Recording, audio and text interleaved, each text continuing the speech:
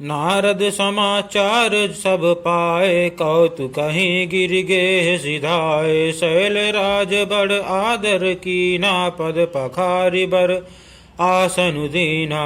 अर्थात जब नारद जी ने ये सब समाचार सुने तो वे कौतुक ही से हिमाचल के घर पधारे।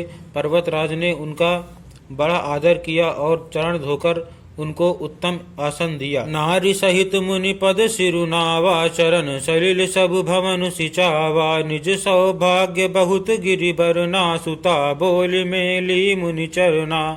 अर्थात फिर अपनी स्त्री सहित मुनि के चरणों में सिर नवाया और उनके चरणोदक को सारे घर में छिड़काया।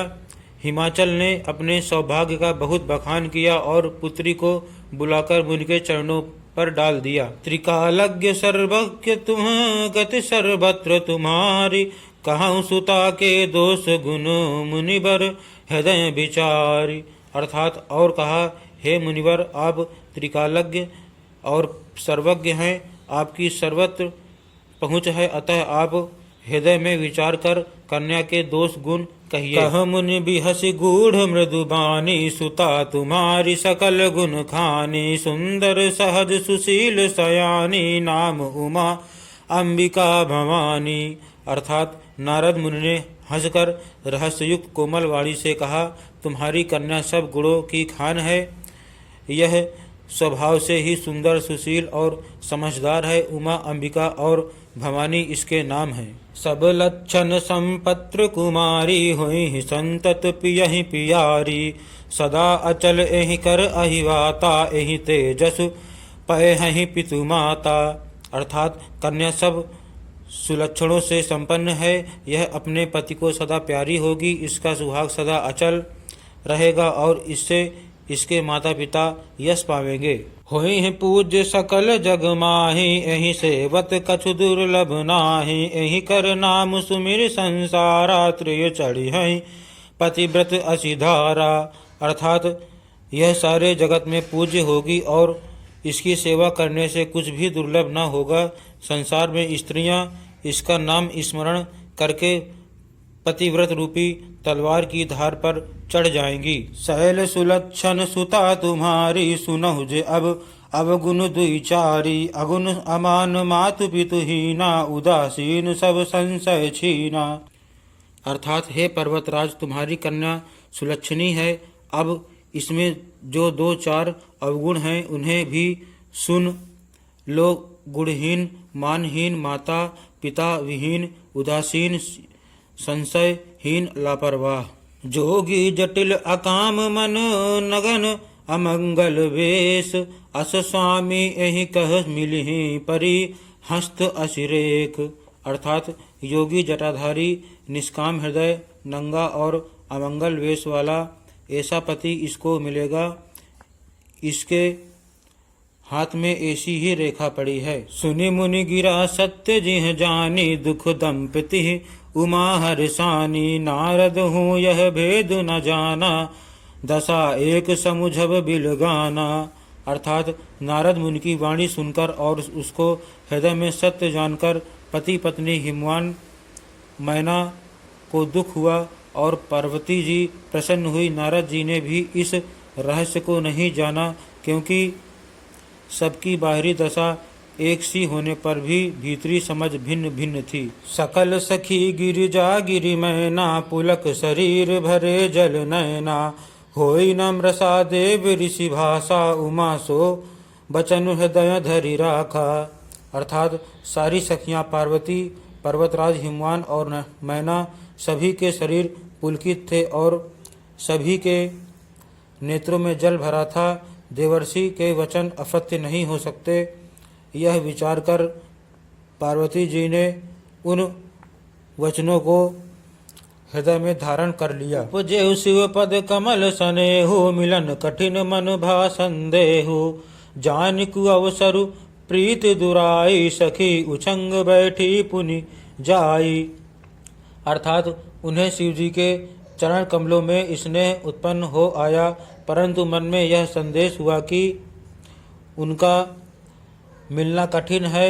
अवसर ठीक न जानकर उमा ने अपने प्रेम को छिपा लिया और फिर वे सखी की गोद में जाकर बैठ गई। झूठ न होई देव ऋषि बानी, सोचहि दंपति सखी सयानी। उर्धरि धीर कहै गिरिराऊ, कहु नाथ का करे उपाऊ। अर्थात देवर्षि की वाणी झूठी न होगी, यह विचार कर हिमवान मैना और सारी चतुर सखियां चिंता करने लगी। फिर हृदय में धीरज धरकर पर्वतराज ने कहा, हे नाथ, कहिए अब क्या उपाय किया जाए। कह मुनीष हिमवंत सुनु, जो विधि लिखा लीलार। देव धनुज नर नाग मुनि, को न मेट निहार। अर्थात मुनीश्वरों ने कहा, हे हिमवान सुनो, विधाता ने ललाट पर जो कुछ लिख दिया है उसको देवता, दानव, मनुष्य, नाग और मुनि कोई भी नहीं मिटा सकते। तदपि एक मैं कहूँ उपाय, होई करे जो देव सहाय। जस बरु मैं बरनेउ तुम पाहि, मिलिहि उमहि तस संशय नाहि। अर्थात तो भी एक उपाय मैं बताता हूँ, यदि देव सहायता करे तो वह सिद्ध हो सकता है। उमा को वर तो निसंदेह वैसा ही मिलेगा जैसा मैंने तुम्हारे सामने वर्णन किया है। जे जे बर के दोष बखाने, ते सब शिव पहि मैं अनुमाने। जो विवाहु शंकर सन होई, दोषहु गुण समकह सब कोई। अर्थात परंतु मैंने वर के जो जो दोष बतलाए हैं, मेरे अनुमान से वे सभी शिवजी में हैं। यदि शिवजी के साथ विवाह हो जाए तो दोषों को भी सब लोग गुणों के समान ही कहेंगे। अहि सेज शयन हरि करहि, बुध कछु तिन कर दोषु न धरहि। भानु कृशानु सर्व रस खाहि, तिन कह मंद कहत को नाही। अर्थात जैसे विष्णु भगवान शेष नाग की शैया पर सोते हैं तो भी पंडित लोग उनको कोई दोष नहीं लगाते।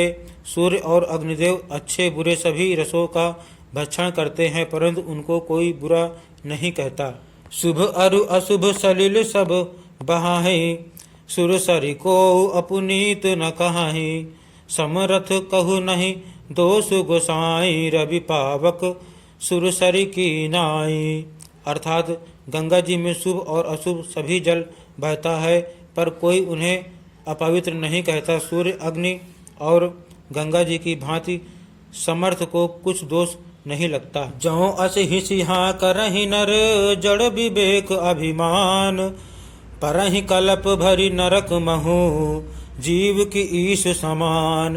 अर्थात यदि मूर्ख मनुष्य ज्ञान के अभिमान से इस प्रकार होड़ करते हैं तो वे कल्प भर के लिए नरक में पड़ते हैं। भला कहीं जीव भी ईश्वर के समान सर्वथा स्वतंत्र हो सकता है। सुरसरि जल कृत बारु निजाना, कबहु न संत करहि तेहि पाना। सुरसरि मिले सो पावन, जैसे ईश अनीश हैं अंतरु तैसे।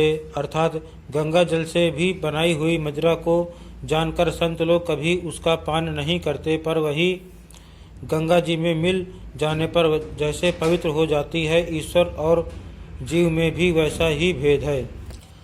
शंभु सहज समरथ भगवाना, एहि विवाह सब विधि कल्याणा। दुराराध्य पय अहि महेशु, आसतोषु पुण्य किए कलेशु। अर्थात शिव जी सहज ही समर्थ हैं, क्योंकि वे भगवान हैं, इसीलिए इस विवाह में सब प्रकार कल्याण है। परंतु महादेव जी की आराधना बड़ी कठिन है, फिर भी क्लेश तप करने से वे बहुत जल्द संतुष्ट हो जाते हैं।